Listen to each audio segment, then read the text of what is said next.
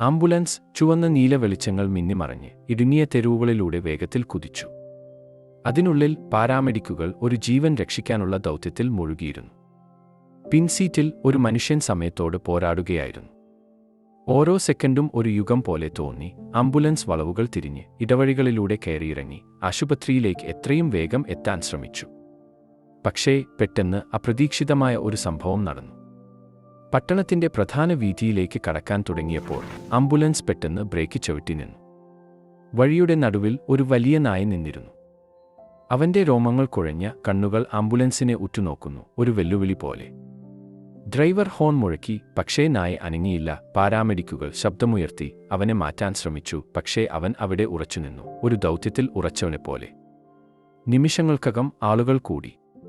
ചിലർ വിസിലടിച്ചു, ചിലർ ഭക്ഷണം വാഗ്ദാനം ചെയ്തു, പക്ഷേ ഒന്നും ഫലിച്ചില്ല. നായ് ഒരു രഹസ്യം മനസ്സിൽ വഹിക്കുന്നവനെപ്പോലെ അനങ്ങാതെ നിന്നു.